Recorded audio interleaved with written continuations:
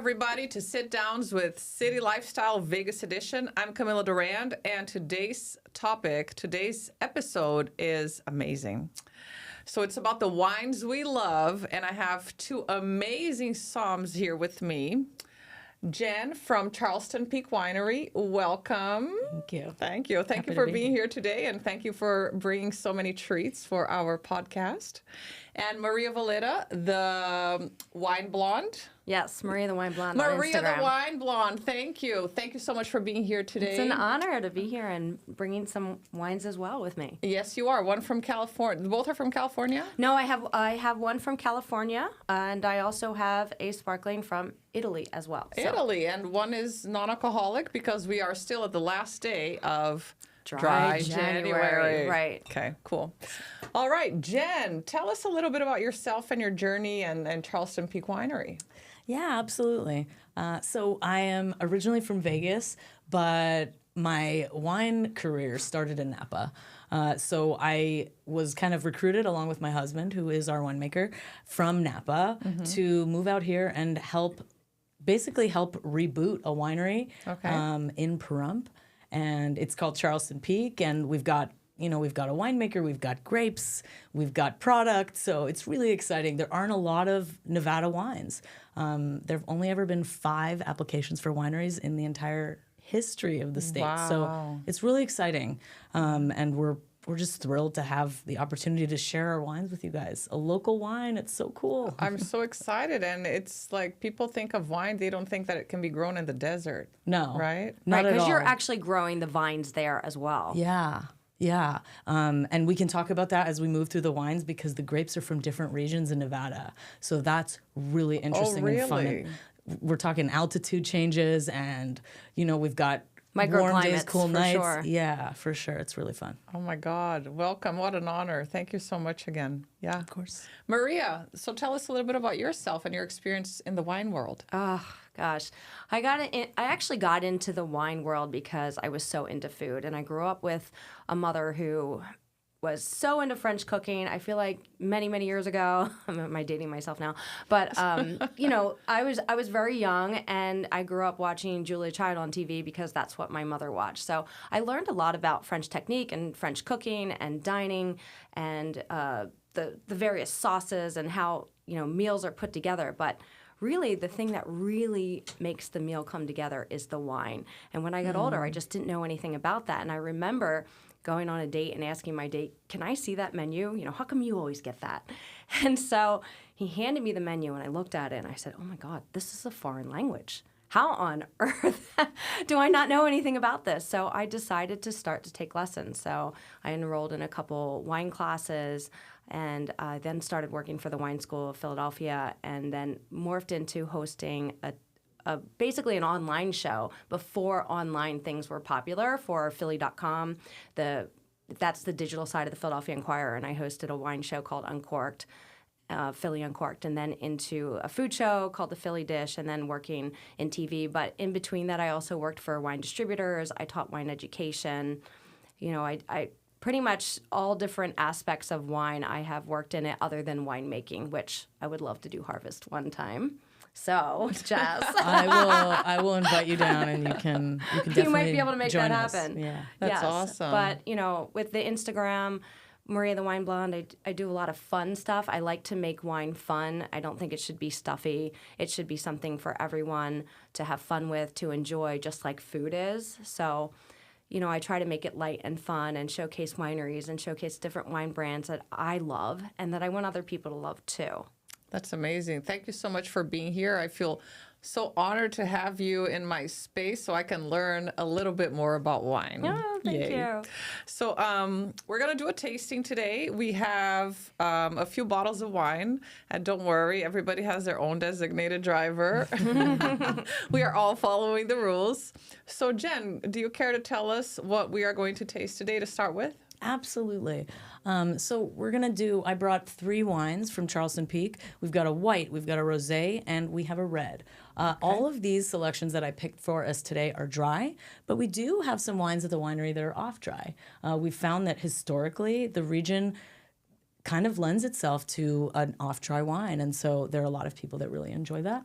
So we do have those selections available. But for our purposes today, I wanted to bring our dry local wines to the table. Wonderful. And I don't know if everybody's familiar with the term off-dry. Good question and good point. Yes. Thank you. So please tell us what off-dry is. What I mean by that, and obviously there are definitions and all of that, but when I'm talking about our wines, off-dry are wines that are not completely fermented to 0 sugar level. So it's got a little sugar left, and sometimes you can taste it and sometimes you can't. It's up to our winemaker to decide what makes sense for the body and the texture and the flavor. So some people can't even tell that there's sugar left in the wine, but we do sometimes leave a little bit extra. And some of our wines, you can taste it, and it's really fun and unctuous and balanced, along with the tartness of the wine and the other fruit flavors. The acid, and if it's a red, having the tannins. I think, when you bring all those components together, the whole point is to make it cohesive. So if you need to leave what they call a little residual sugar in the wine, then it's meant to be there for a reason, right? Yeah, you're right. It's intentional. So I love that. It's fun. Yeah. I love it. Okay, great. So what are we tasting first? We are tasting our 2023 Sauvignon Blanc. Okay. This wine is we harvested the grapes from a region called Dyer, Nevada. Dyer, Nevada. It is about 4 hours from here by car. Okay. Little less if you take a helicopter, although I've heard it's quite pricey. But it's kind of in the middle of nowhere. The altitude's really high, so it's like 5,000 feet above sea level, which it helps with growing grapes because it's cooler. So you get what we call this diurnal shift. So it's hot during the day and cool during the night. And you really get that in Dyer more than you get that here.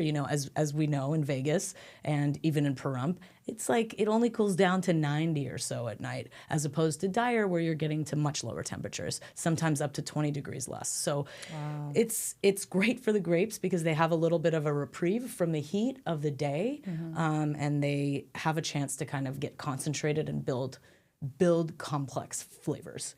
So the Sauvignon Blanc is from the Queensland Vineyard in Dyer, and we pick it there, and then we trek it by truck in 1-ton macro bins or half-ton macro bins, and we trek them down back to our winery and we process them.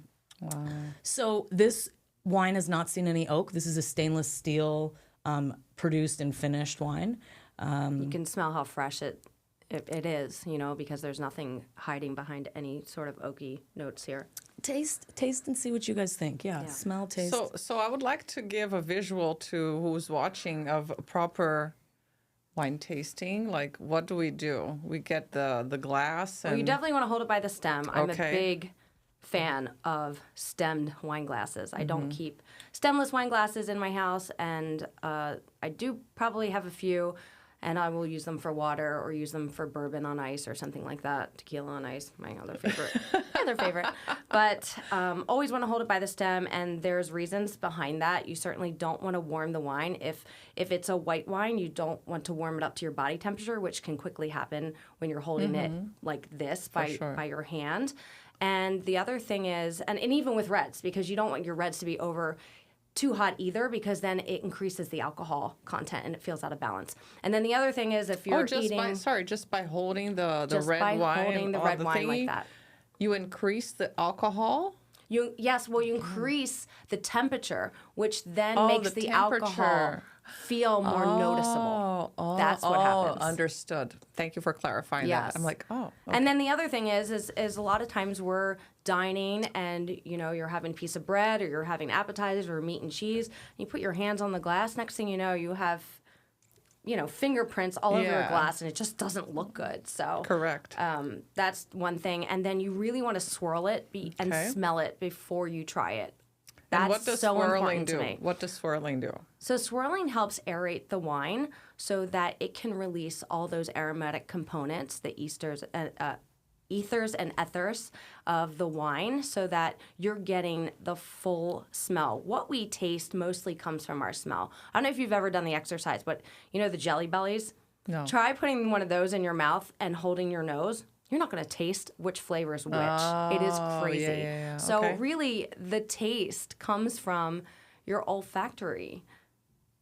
Your nose is everything, Yes, right? it is, so for sure. you really want to be able to smell the wine, and that will help you in turn also taste it. Okay. Yeah. Let's do it. Jen, let's do it. I wanna tasted. toast. I'm way Jen's Jen's ahead like, of I'm you. already there. First, Way I ahead want of to propose a toast. Okay, let's do it. Let me reach over Welcome. here. Welcome. Thank you. Thank you. There you go. Yay. Got it. Perfect. All right. Let's Cheers. do the Thank you, first Jen, one. for bringing these great wines. This is my first Absolutely. experience with Nevada wines. Does Nevada have an AVA yet, or no? No. Are you applying for it? We are hoping to. Okay. We need maybe 2 or 3 more growers out there to commit to, What's an to being part of the AVA, wine industry. ladies? Great question. American Viticultural Area. Oh. So really, there have been enough humans that grow grapes in a region that they have basically lobbied to have their region defined as a traditional growing region in the U.S. You don't have to grow certain grapes depending on your region, but you're allowed to put the name of the AVA on your label. Okay. And that just gives it another status? Like, It's a little. Some people think that the smaller the region on your label, the higher the quality of the wine. So basically, the smallest possible, it would be a section of a vineyard, right? So if it's like Block C of, Jen's vineyard, then everybody thinks, oh my goodness, Block C must be where all of the tannins, develop best, and so they make wine from that little area. So people think that it's associated with quality. Okay. But it doesn't necessarily have to be. Right. It has more to do with the microclimate and the terroir, and that's how they go about applying for it, because if you can prove that your area or your section has some special quality, whether it be, it takes into account multiple factors like the sunlight and where things are facing and the terroir and the mini microclimates, then, it qualifies for that AVA status because it's almost like its own thing, right? So you want to highlight that. That's how I kind of look at it. It's so special that it's got to be designated as its own. That's a Yeah. great way to put it. so what notes are we tasting here, Maria? So on the nose, for me, I'm definitely getting a little bit of white grapefruit. Uh-huh. When I smell wine, I like to open my mouth a little bit. I feel like that helps me get more out of the nose. So you might want to try that too. And then Is there apple? Green apple? I get a little green apple. I Yeah. get a little bit of underripe nectarine. Yeah. So you're getting, the citrus, which are stone fruits, and then you have some of the orchard fruits with the apple, and the grapefruit. Obviously, for me, I notice not too many pyrazines. Like it's definitely more uplifting, citrus-driven, fruit-driven on the nose. So good. I think because of the heat. It's funny you say that because I was going to say there's really very little in the green category. Maybe like sage, but it's got to be crispy cold for you to really get that flavor out of it. I always, I shy away from descriptors only because our winemaker is so not into describing wines that way because he thinks it's intimidating. And I And it think it's can fun, be. right? I mean, there's nothing more fun than pulling out what fruits you get. And I think it's extremely enjoyable to go around and chat about that. For But sure. his whole premise is, he's from Napa, right? So he's been tasting around all these bougie guys that are, talking about wine, and he feels so strongly that he doesn't want people to feel like I don't not get this getting fruit. that, yeah. There's something wrong with me. Everybody, I wrote my thesis years ago on sensory, and we focused on threshold levels of certain smells in wine, and everybody has their own. So there's no right or wrong. If someone smells grapefruit, yes. If someone smells apple, yes. If somebody smelled pepper, yes. It's a yes whatever, always. yeah. Whatever you smell, it's Yeah. there. Because Yeah.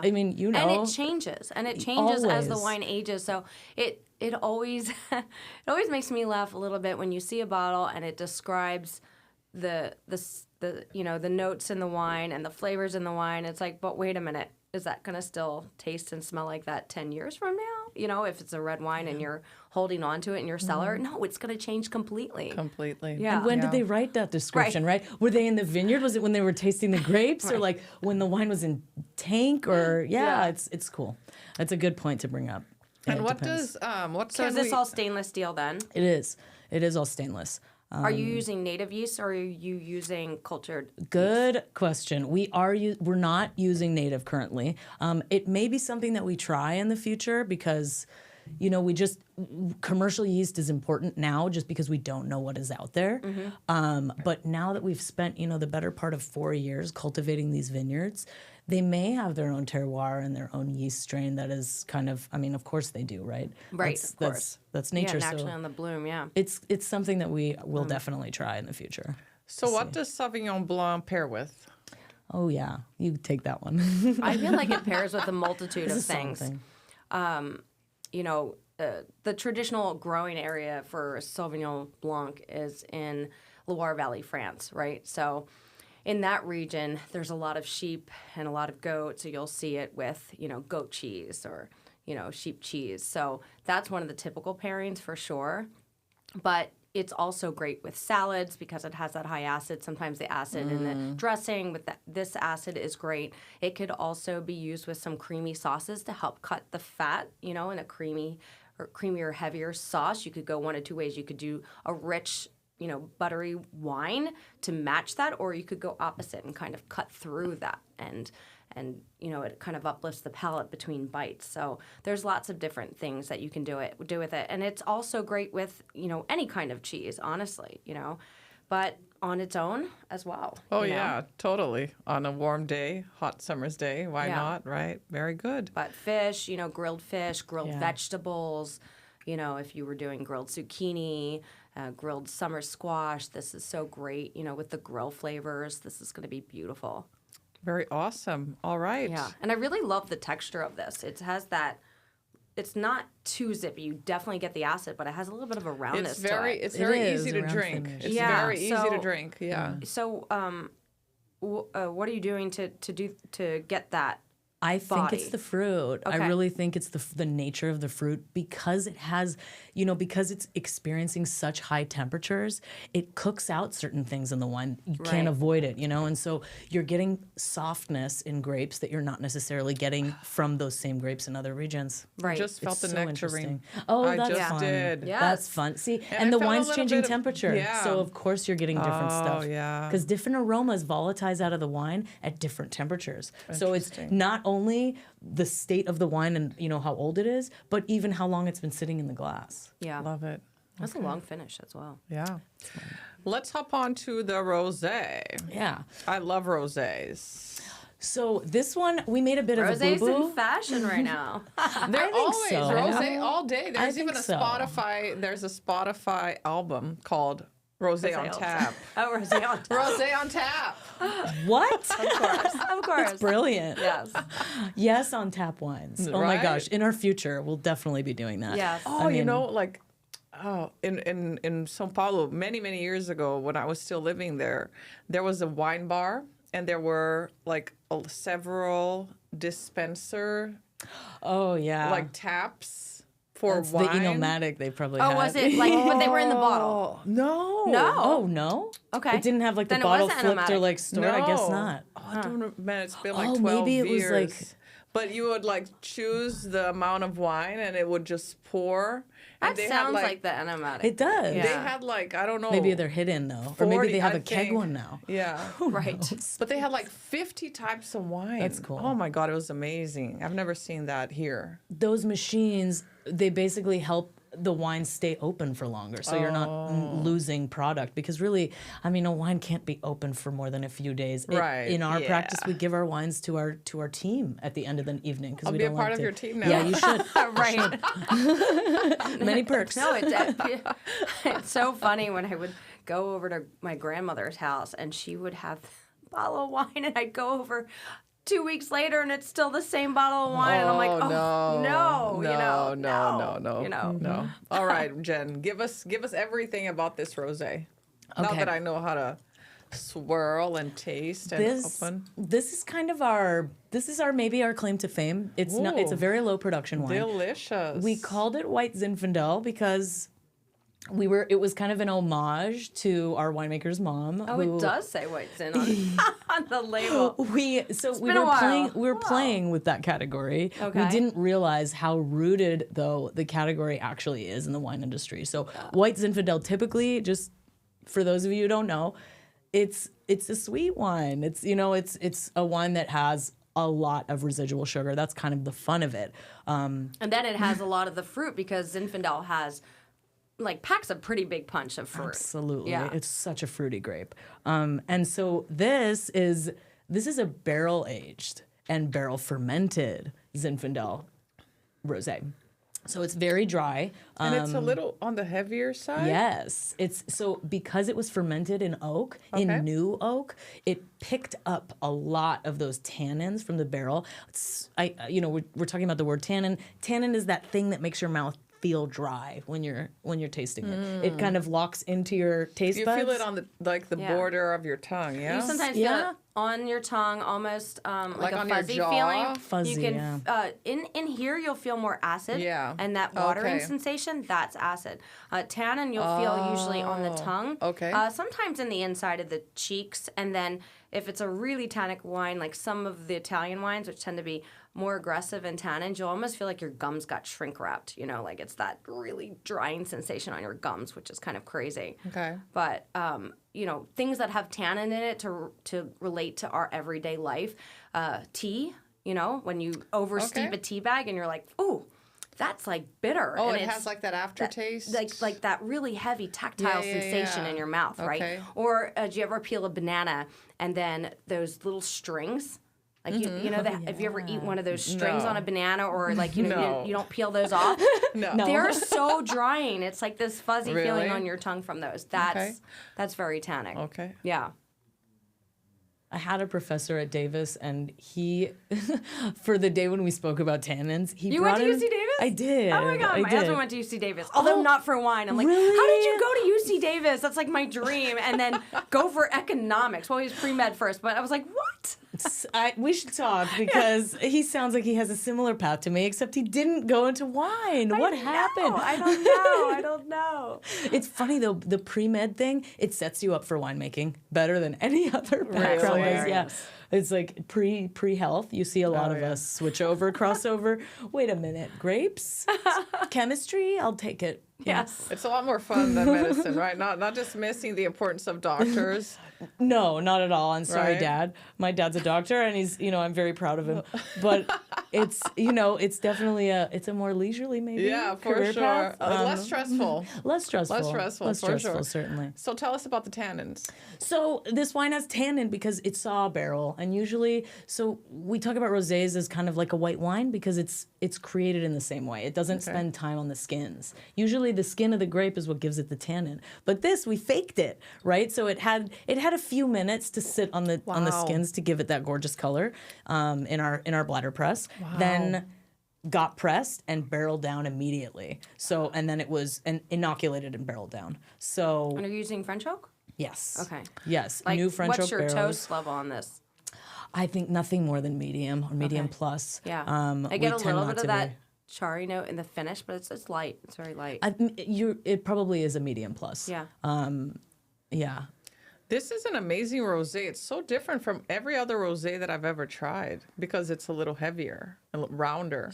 That Yeah. barrel tannin really does something to it, and that was kind of the intention here. There's a lot of stirring of the lees, so you're getting a creaminess. Lees are the yeast that drop to the bottom of the barrel, so you're stirring that stuff in, and those yeast cells that have died, they break down and they turn into this creamy, delicious textural element in the wine. And so we're doing a lot of that. And honestly, there's some new oak, but it's mostly neutral. I should have clarified that previously. It's mostly neutral, but you could tell there is some char in there. So Wow, this is amazing, Jen. Thank you. But sometimes that can also just be the terroir, so you just never know, right? That's true. That's true. Especially these days with fires all over the place, you never know. I know. The smoke taint for real.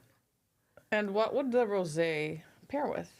Oh yeah, this one. It's more versatile, don't you think?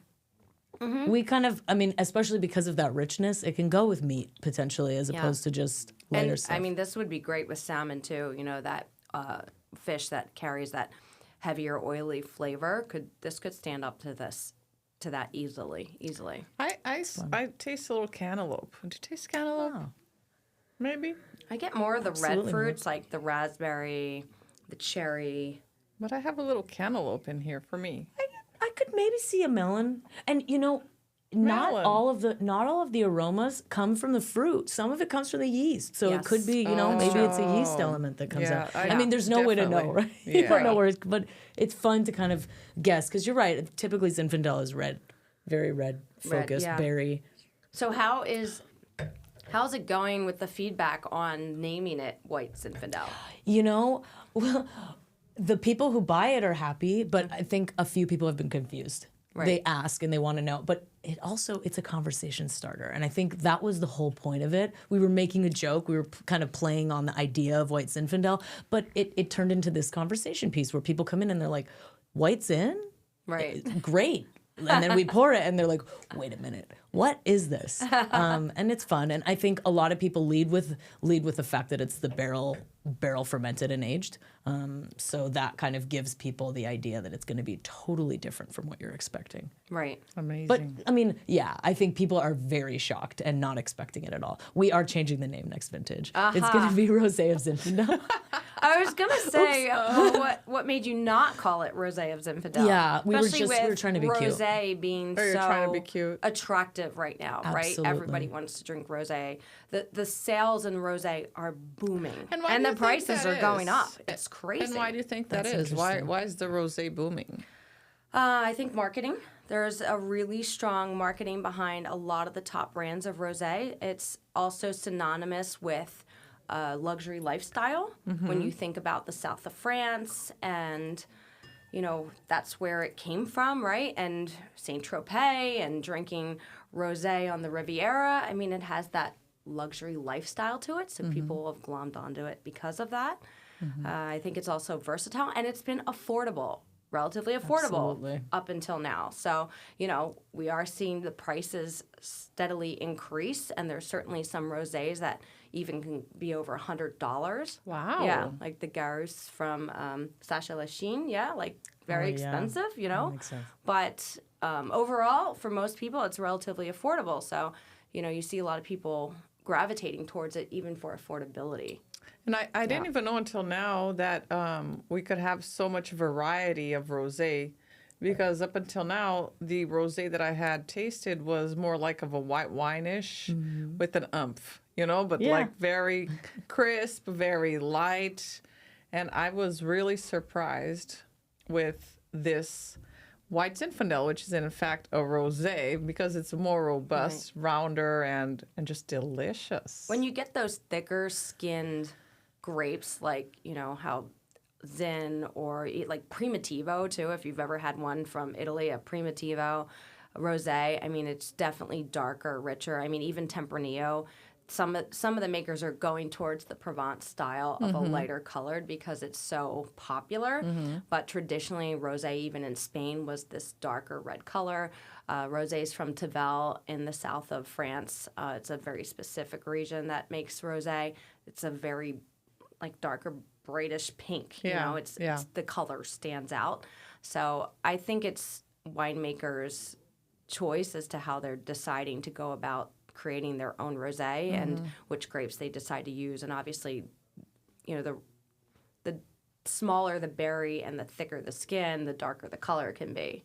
Yeah, but you can also control it as far as how much time you leave it in contact with the juice. So, Okay. Absolutely true. because typically rosés aren't going to be a blend. It's not like they're taking a white wine and just adding in some red. Are there, although they do that Yeah. in Champagne region. So something just occurred to me. Like, we have cuts. Like, red wines, they have cuts. Like Cab and Merlot or Cab Petit Syrah, Merlot, whatever. Like, they have cuts. Are there cuts in white wines and rosés? Sometimes, especially rosés, because there are two kinds of rosés. Really, I mean, there are a million kinds of rosés, but either it's a bleed rosé, which is leftover juice from whatever you have laying around. Sometimes whites, sometimes reds, that just have juice that you want to remove from the fermentation to make a more concentrated product. And those are called Sommelier rosés. So you're using the bleed, the leftovers of what you made for the rest of your wines, and you're fermenting it. And I mean, there are all kinds of ways you can put sulfur, you can keep it really cold, and so it's not fermenting. All harvest long, you like keeping your little vat of wine or of juice that's not fermenting. It's very challenging to do it, but it's not impossible. Okay. And so you've got this blend at the end of harvest that you ferment, and then you have this beautiful. It's called a Sommelier rosé. Not everybody likes that, and some people prefer what this is, which is an intentionally picked rosé. Yeah. So pure, these like grapes, the pure. Well, it's yes, but also it's kind of like you said, the they're cuts both thing. pure. They're Yeah. both pure because the first option, it's still uniquely, juice from Cinsault and Tempranillo and Primitivo and all of these grapes, and it's still a clean product.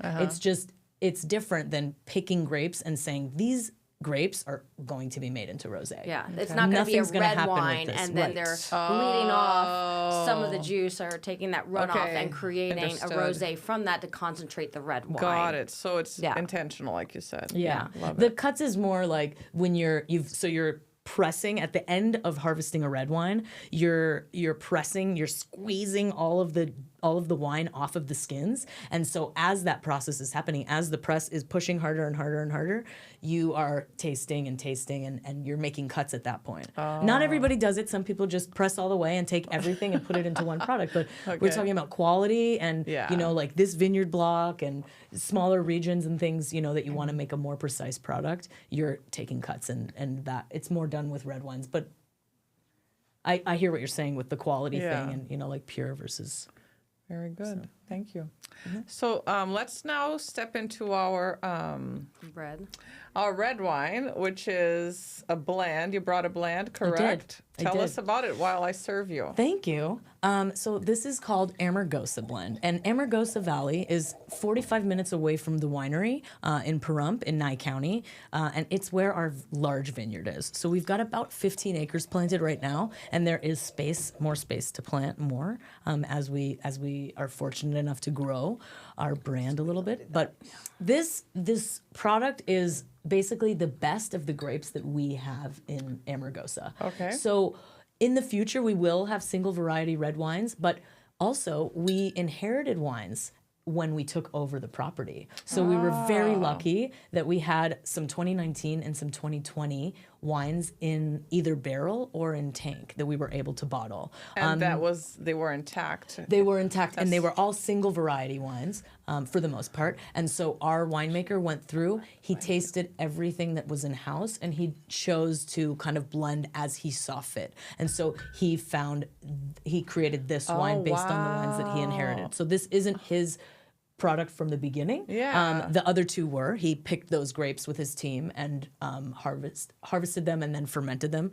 But this product was already fermented. Interesting. Interesting indeed. So you it's more relatively new that you've taken Very new. over the winery. Yeah. The ownership basically purchased the winery out of bankruptcy January of 2023. Oh, And wow. I've almost been 2 years. hunting them down. I've been hunting them down for like years because I'm a wine lover, and representing a local winery has always been a dream of mine to promote it. And you already have a wine club, correct? We do. Tell us a little bit about that do. before we start tasting the red wine. It's kind of fun because we have two options for our wine club now. One is called the Moon Society and one is the Peak Society. And that kind of goes with the Peak Society. All of the wines that I brought today are Peak label wines. So we have two labels. One, the Moon label and the Peak label. I didn't bring Moon wines today, but I do encourage So you it would to say come to the Charleston winery. Moon instead of Charleston Peak? It doesn't say it. Okay. It's still Charleston Peak. Okay. But the label itself has different phases of the moon in the corner. I love and it. believe it or not, both labels have a moon and a peak in them. I do see a moon and a peak on this label. Yes. Yes, we're trying to call it a sun, although it can be either a sun or a moon. I guess. Funny. It's very silly. It's very silly. But basically the Peak Society is all local product. The Moon Society will have either one or two California wines. We have one vineyard in Bonsall, California. It's actually in a brand new AVA, which is so exciting, called San Luis Rey.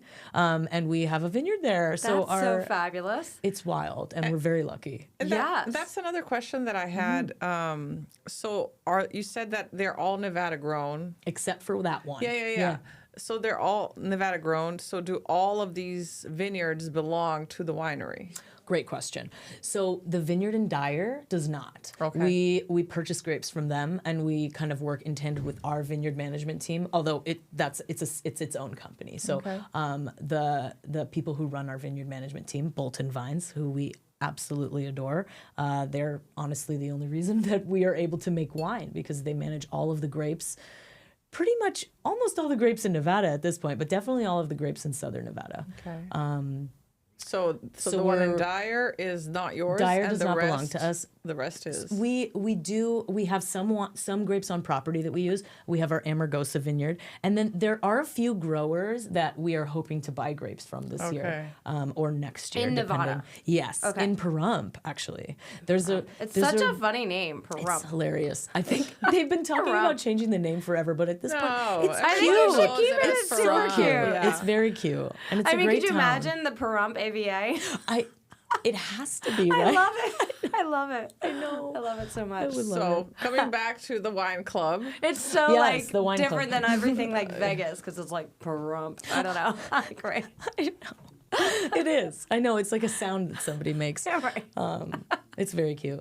But the wine club, it's basically going to be 4 bottles 4 times a year. Oh, so every quarter then. Basically every quarter, Okay. February, April, October, December. That's the hope, to kind of avoid extreme temperature season. Although we can't ship currently, we're still waiting our winemaking license. Okay. So while that process is still being completed, we are pickup only. Okay. So we will have the wines available on property, and we're hoping to have a pickup in Vegas and in Henderson. Oh, right. So to make it more convenient. 'Cause exactly. Nobody is, I mean, It's I think people will challenging. come out to visit every now do, and then, yeah. for sure. And you said it's how many hours from here? A little it's under not one. even an hour. Oh, there we go. It's like Super, 50 minutes from the yeah. Oh, strip. that's okay. Yeah. It's fun. I know. It's really hard because there's no other reason to go. Even going you know? from Summerlin to Henderson could be like 45 minutes. So it's Absolutely. just like another It's the same. 5-10 minutes. Yes. Right. Yeah. And it's such a beautiful drive. It is. The mountains that you see Yeah. are just, they have all kinds of crazy rock formations and just magical. That's magical. so The cool. skies It's are worth it gorgeous. to come out and see the vineyards too. Yeah, I'm gonna it make a is. visit. I'm super excited Please about do. this. Let And me they're know. also, We'd they're love to also have going to you. have Thank a you, restaurant Jen. there, right? Yes. So we're breaking ground on a kitchen now. I'm so Any excited. day. Yeah. And we'll have small bites to start, but Italian style. So we'll do charcuterie and pizzas and things. And then we will be renovating and revamping the kitchen. And the former restaurant on property was called Symphonies, after the grape. It's funny. They grow symphony in Pahrump. It's wild. They hired a professor from UC Davis like 35 years ago to come out and consult And he and said help. that's what's gonna grow He said best? symphony makes sense out here, so they named the restaurant Symphony. We've got tons of Symphony grapes. I didn't bring a Symphony today, but we have 2 of them, a dry and an off dry. They're really fun. It's a fun grape. It's kind of Semillon-ish. It's like a Semillon Sauv Blanc. Very fruity, kind of muscatty. Does it have a little bit of honey character? Or? Yeah. Okay. The parents, so I should tell you, the parents are Muscat of Alexandria and Grenache Gris. Yeah. Okay. So very floral with a Muscat d'Alexandria. Wow. Yeah. I It's have an never aromatic heard grape. of this grape symphony. I've never heard of this. It's the best name. I mean, yeah, it is the best. yeah. name. People think it's a blend though. They're like, oh, a symphony, and we're like, that's actually the name of the grape. Yeah. That's interesting. Well, it is. That's even one of the wines I brought is from Italy, and it's made with the same grapes as Prosecco, right? But there's so many fun. people who are like, oh, Prosecco grapes. I'm like, no, Prosecco is not a grape. The grape in Prosecco is predominantly Glera. So, It's so funny too. I know, because they don't name, it's usually not the name of the grape, it's the region, and so it is so confusing. It can be so confusing. May I propose another toast? Yes. This is so fun. This is great. Thank you, ladies. Yes. Thank you, Thank Jen. you. Absolutely. Thanks for joining me. So talk to us a little bit about this red wine. So this is a blend of Cabernet and Syrah. Oh my God, I love it. It's so funny. But after we blended this wine, we started seeing more. I think it's become popular to blend Cab with Syrah. We've seen several of them out there. Oh, yeah. There are a few in Sonoma that are doing it. A blend is all about what the winemaker feels is the right balance. So he wasn't looking for any particular grapes. He was looking for a flavor profile that made sense. And this is what we came up with. I took a peek at the back of the label and it said there's a few other things in there, because A lot of other things. Petite Syrah, I saw the Ruby Cabernet. Yeah, so interesting blend here. So what are you hiding from us, Jen? So our Amargosa vineyard. Thanks for playing detective on the label, Maria. I'm so glad seriously. you said that. I know, because I'm like, well, but the majority. But of that's course. But that's not all there is, and there's so much nuance to this wine. So yes, I know. I'm getting blueberry in this. So you only have to blueberry list pie. up to 1%. I agree with you. I my think there's God. so much blueberry in this wine. That's so much it's blueberry wild. pie. Yes. That's But actually then the it's first got like thing I that say. cinnamon clovey thing going on with the blueberry pie. Clovey for sure. It's so you only there are more grapes in this bottle. They're just less than 1%, so we didn't have to put them. But I can tell you if you want down to the detail because it's fun. I'm curious. Because then you're growing all that too, right? Or we are. Absolutely, Still it's still there. So we've got a little Muscat, we've got a little Cinsault, we've got a little Tempranillo. That's crazy. It's crazy. It's when we taste. I've got a little bit of a treat for us at the end, and we've got a wine that has some Cinsault in it. Okay. So it's fun. It's very light in color, the Cinsault, so it's challenging. So we're not making a standalone, but it's a beautiful flavor, and so it's a fun blender. So like I said, we're pulling the best of the best from Amargosa. That's the plan for this label, because we plan to continue making the Amargosa blend in the future. We will have single variety red wines from that vineyard once we kind of see how the wine after harvest develops and ages. And we have some cab and barrel now that we think we're gonna. Yeah, which red of all the reds do you feel has the best potential for the terroir here in Nevada? That is such a great question. See, that's what I brought Maria, man. She knows her business. Yeah. Well, it's fun because this is not a region that anybody knows about. I mean, you might be the most knowledgeable at this point, the most knowledgeable somm on Nevada wines, just from sitting with me tasting these three. I bet. Because there's really not a lot. Yeah. See, this is City Lifestyle bringing to you exclusivity and the best in class of local business. Yes. Jen and Charleston Peak Winery. That's very nice of you to say. Maria, continue, please. No, so you were saying, I think, if we look back at Napa, right, when people landed there, and, of course, there was a lot of people that came over from Italy and things like that, and they just brought their, that's how Zinfandel wound up there, right? Because, it came from Puglia and Primitivo, which originally came from Croatia, and so, we had people smuggling in cuttings, basically, that planted this stuff, right? But it was still an experiment back then. Nobody really knew what grew best in what area. And so, I imagine that you guys are going through that situation now with Nevada, right? Okay, because Texas is doing it. I know that I was outside of Austin and Fredericksburg, and I was like, oh, wow, like they're producing everything. Valle de Guadalupe in Mexico is doing that. I mean, I don't think there's a grape that they haven't planted because they're trying to figure out what really does best here, what grows well, what works with the climate, what works with the soil. It's an experiment. Obviously, if you have the money to hire a soil analyst, it helps. But still, you still have to figure out the rest. It's not just the soil. No. Totally. And you have to practice. Yeah. Just because you think it's going to make sense doesn't mean it works. Exactly. You're right. You're right. And I think a lot of what we're doing is trial and error. not a lot of error because it's wine, right? And How can you go wrong with wine? It's just, as long as you know what you're doing from the beginning, even if you don't know what the flavor is. I have plenty of relatives that were making wine, in their basements in South Philly in like, you can go those really plastic, garbage. No. love But that, we're talking though. about seriously making wine. Seriously making wine. Passion. But you're right, the commercial process, I mean, we know the wine's we hope the wine's gonna taste good, but that's why we can't really promise that we're gonna have X or Y by the end of harvest. I mean, by the end of the aging process, we need to taste those wines and kind of see. I mean, we've committed to doing an Amargosa blend, but it's not necessarily going to be Cab Syrah every time. It's going to be whatever we think makes sense. And that's the great part about blends, right? Because if you see other producers that are making a red blend, it never stays the same year to year. I mean, even in Bordeaux. I mean, I just was doing a Bordeaux tasting on Monday, and it just is interesting. We tasted the 15 and the 16 and the 18 of Chateau Marlatique.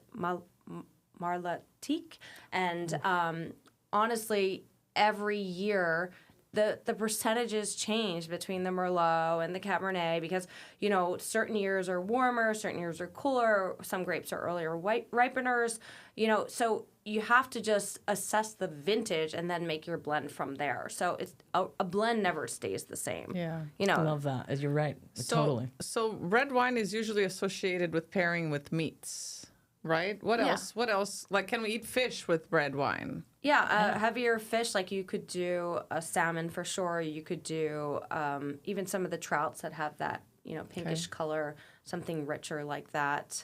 Yeah. Let's see. I think it depends on the sauce, too. Sauce is big. What about chocolate? Chocolate and red wine are a good pairing, especially wines that aren't too austere. I mean, there's some Italian wines I would not pair with chocolate because the tannins are really strong, but it also depends on the chocolate because if you have more of a bitter chocolate with less sugar in it, so you're more like, 75 or 80% of the cacao, then it doesn't read as sweet, and then the wine has a chance to shine too. Okay. Oh, it's all about, that's what pairing is, right? Making it balanced and harmonious. Right, because when you think about dessert and when I pair wines with dessert, you really want your wine to be sweeter than the dessert, or the wine's going to taste austere and a little funky. Okay. See? Yeah. Fun facts. Yes. Real facts. Okay, cool. I mean, it's all personal preference when Yeah. it comes to food and wine pairing. It's not the end-all, be-all. But for me, when I'm doing a pairing for a dinner, I want the wine to be sweeter than the dessert. That, for me, makes a perfect match. Okay. Good to know. Totally And that's agree. why we're here Yeah. today, Totally is to find out about the wines, is to find out what works and learn. Yeah. Yes. I We love actually this. have 2 chocolate pairings at the winery. We offer That's 2 tastings. fun. In my career, I've been challenged by chocolate and wine. I've found it's very hard to pair. Very hard, like you said, because most chocolate, especially when you're tasting, like the darker, more intense chocolates, they're not that sweet. And so, or they do have a sweetness, but it's so hard to balance it out. Like, you don't want a wine that's too sweet because then it overpowers and, diminishes the chocolate. And so I've never really found anything that worked, but I found a company that's making these unbelievable chocolates. They're not too sweet, and they've got rosemary and thyme and sage infused. And I mean, one has like guajillo chili in it. I'm coming to the winery this I Sunday, love so I chocolates will that be have there. that. Yes. Like so much extra fun. layer of complexity to Yeah. it. And these are, Have it's you had the almost bacon like, chocolate? There is a producer that's doing this. What? Yeah, like I No. don't know if there's Vosges. They were Vosges. They was making a bacon chocolate. I mean, Amazing. insane. And that would be Mind-blowing. really fun to pair Right. with a Imagine wine. that could be interesting. I mean, could it work if it's bitter enough with the Syrah because of the bacon in Syrah? I don't know. I Or was are just you just thinking better Syrah. off with like a LBV or something or a vintage port? I don't know. All right, ladies. Both? Right. Someone out there would like both, right? Yeah. So, I know that this we wine love... for me has like a lot of Tell me. ripe fruit to it. Like It does. getting a little bit of the ripe fig, a little Fig. bit of prune. Fig too. and prune. Something really interesting to note. I mean, obviously it's a And then 2020. the blueberry as well, but for it's sure. you sometimes will get those flavors out of a fresh, like, juice that you've just harvested in August. I mean, our harvest finishes early September. I imagine. It's fully 2 months before California. So it's so interesting because you're getting the stewed fruit character in July sometimes. And it's like, because of the I'm heat. smelling this and I feel like, ooh, this would be really great with chocolate. And thank you for pointing the dried fig out, because I love dried fig, and I was trying to identify the flavor, and when you said dried fig, I'm like, yes, that's it. Yes. Yeah, dried fig. I mean, it for still sure. has that plummy character too, the blueberry. And then this one, you could probably taste more of the tannin right on your tongue, where you get that drying sensation when it goes into your mouth. For sure. And one thing I always try to tell people when they're drinking wine, especially wines with tannin structure too, to kind of move it around in your mouth before swallowing it so that it coats all your taste buds, because you have taste buds everywhere throughout your mouth, and I think that really helps, Might make your teeth purple, but Or your But then tongue. just swish Right. with my white tongue wine always after. I am always like it's the same. Oh my god, yeah. Your tongue is not purple, my tongue is purple. The more you drink wine, don't you think it affects you more over time? I have Because I never no had an idea. issue, and now one sip. I don't know, but I will tell you that my husband drinks the same wine as I do. I have a purple tongue, he doesn't. I have purple teeth, he doesn't. So I have no idea what's Maybe going it's on. just I just genetic, absorb everything. I don't know. I'd like to absorb some humidity, please. That would be so nice. That's so funny. So let's go on to what you brought, Maria. Okay, great. So, actually, I have 2 sparkling wines, but remember, we have 2 here, too. Yeah, the treats that Jen brought. So do we, what do you think? Do you want to finish with these and we'll pop over here for a little bit? What do you think? Yeah, if you want to, we can do that. I Okay. brought, so just so everybody knows, I brought a couple of wines that they're technically finished, but they're not labeled yet because they're a project that we've been working on. Look at us. Really fun, I love it. exclusive, Yes. super Exclusive. secret.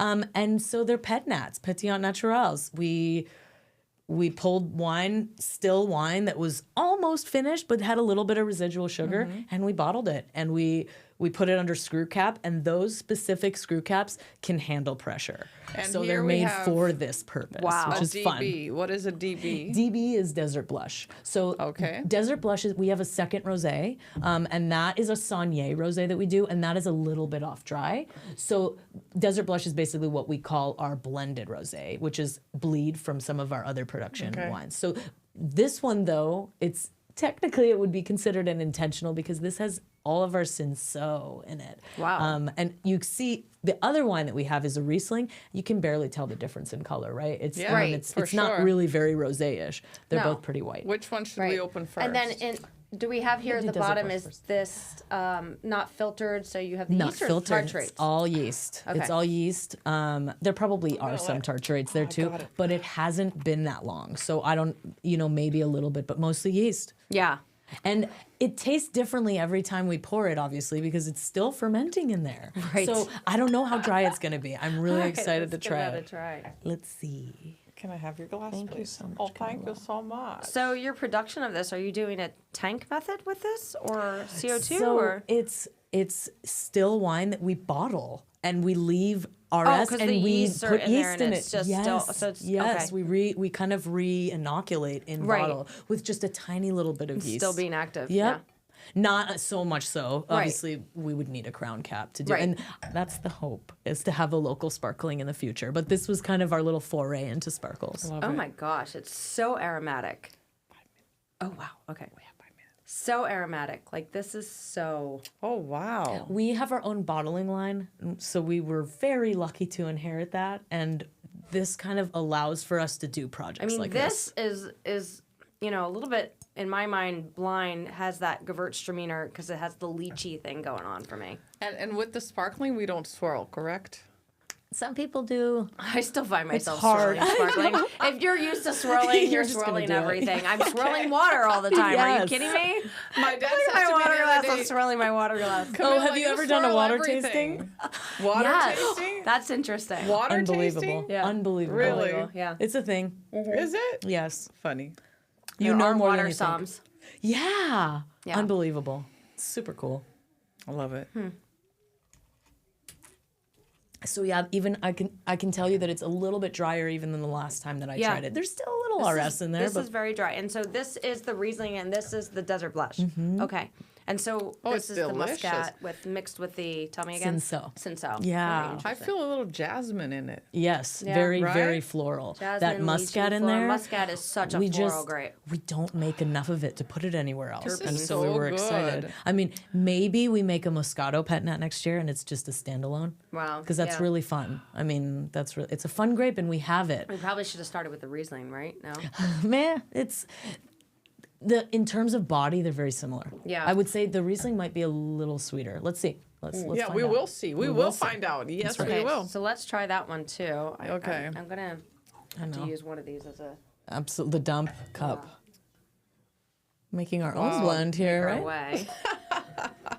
Amazing. So now it's the Riesling. Yeah. Go ahead and. I'll pour over Next this time I'll one. bring a Down. dump bucket, guys. I'm Yeah. sorry. Yeah, no, We no, have don't little apo- logoed girl, ones that This could is the first time we do wines we love. You're gonna be here more Yes. often. Oh, thank I you. sure hope that so. way. Thank you. And then while she's pouring, why don't you tell us a little bit about the Riesling and how you came across to create a little sparkling, pet nat. So the Riesling is grown in the same region Dyer that the Sauvignon Blanc is. And now I see the different colors. Sorry. Yes, now they I do see- show This up a one little bit has more. Yeah. a little bit of more of that. I call it like apple cider, but clean. Not like funky apple cider. Absolutely But know what yeah. you mean. Yeah. This is more the typical for me pet nat style of what many of the wines that I've tried. I agree with you. And it does have more of that residual sugar in there. Mm-hmm. So it's a little more of a quintessential pet nat. I mean, some people are doing dry. They're letting it sit and Oh, for just sure. finish fermenting. And Yeah. and who knows what But I this feel is like gonna it be needs a little bit of RS to really balance it out. I don't know. Especially because the sparkle's not that strong. Right. So it's like you need a little Right? oomph. Does it remind you Yeah, a little bit of like a cider? Have you had a hard cider? I don't know what hard ciders are. Oh. No, I'm just kidding. I'm just kidding. No, it's because I'm sorry, always what? with the wine. I'm just Right. kidding. Yeah. No, yeah. But it's been so long since I had a hard cider. I don't remember. Yeah. It's don't very remember. cidery. It's Yeah. very cidery. We have a still Riesling also, cool. and it's got a hint of sugar in it as well. It's a little bit off dry, but it's a beautiful, beautiful grape. And the reason that we did a pet nat was because we tasted it last year and we knew that it needed it. We wanted to try a sparkle with it, Right. Because it's got acidity. The Riesling, when we pick it, it's perfect chemistry. That's so crazy. It doesn't make sense. It In is. Riesling is Nevada. like fabulous with Thai food love and it. spicy food. So And good. our Riesling, it's pretty classic. I mean, other than the fact that you're not getting any petrol smells because Right. it's the desert, but it's still, like you're getting a lot of the notes that you're expecting from Riesling. from and Riesling, the it's aromatics amazing. for sure. I bet. It's fun. Yeah. All right. Let's So go I'm with gonna pass Maria's. this one down. So this to is end the our Marjoram Wine session. Company. Marjoram Wine Company is based out of Santa Barbara. They've created this fun style of sticking with a little sparkling here, a sparkling rosé. It's called the Fizzy Riv. So this is 85% Grenache and 15% Syrah. Okay. So Love California that. fruit. So I'm gonna pour a Oh, little bit great. here. And this is a crown cap, actually.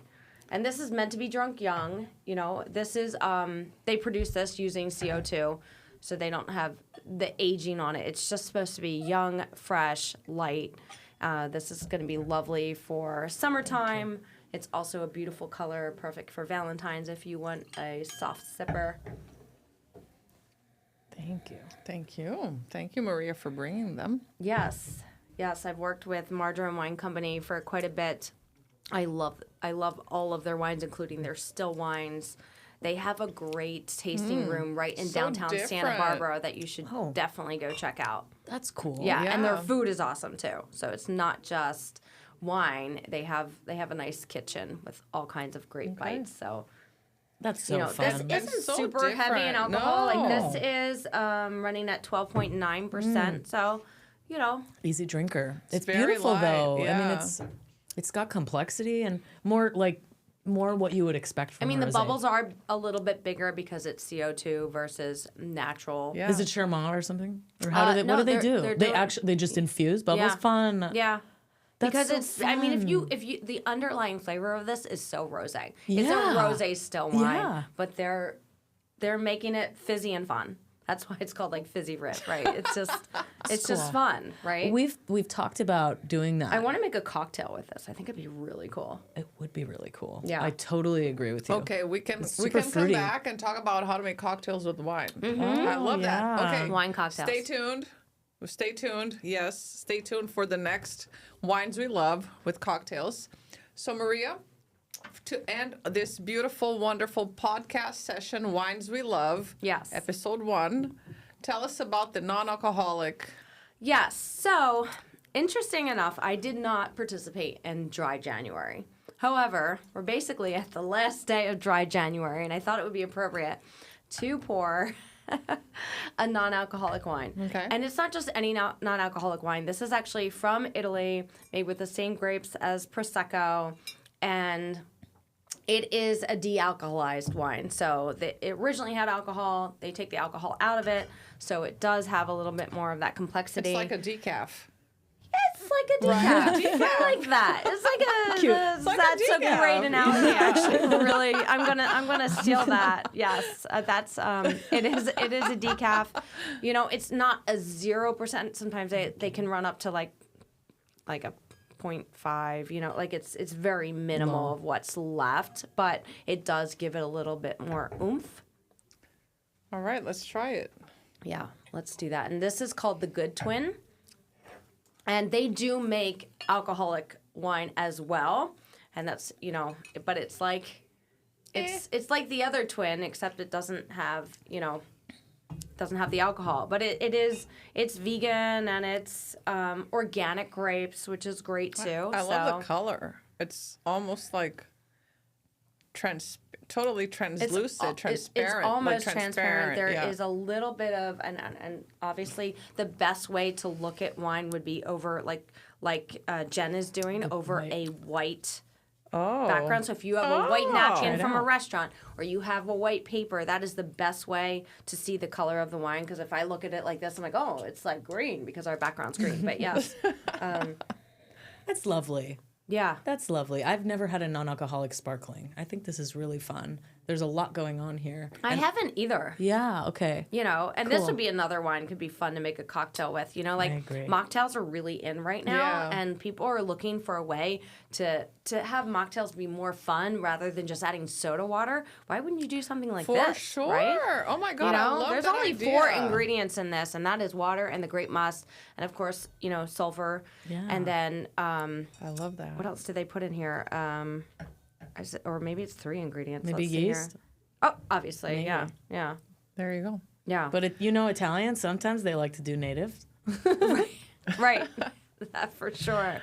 Yeah. But it's, you know, it's a totally different take. You know, I think that it's been interesting to see a lot of these options come online as far as being able to enjoy even a non-alcoholic wine, the non-alcoholic beers. People still want to participate in the fun, in the socialization of drinking. ritual. And so, The yeah, ritual, the ritual, right? The ritual, yes. And this gives them an opportunity. The bottle is beautiful. The label's nice. You know, you're getting wines from Italy. It's made with the Glera grapes, with their grape must. So, Wonderful. yeah. Well, ladies, it's been a pleasure and an honor to learn so much from 2 powerhouses. Aw, thank you. Thank you, Maria Valetta, Maria the Wine Blonde, Thank for being here you. today and gracing us with your presence and teaching us so much about wine and pairing and your personal perspective on everything. And Jen from Charleston Peak, thank you so much for being here today and bringing us fabulous wine.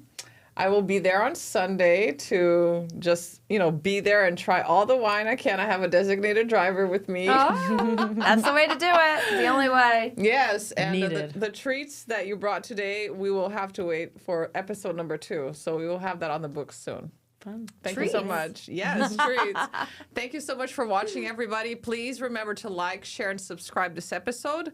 And until next time, we bring you the best in class and local businesses. Remember to let us know what you would like to see here, and we'll bring it to you. Thank you so much. Cheers. Cheers. Cheers! With non-alcoholic wine. Yay!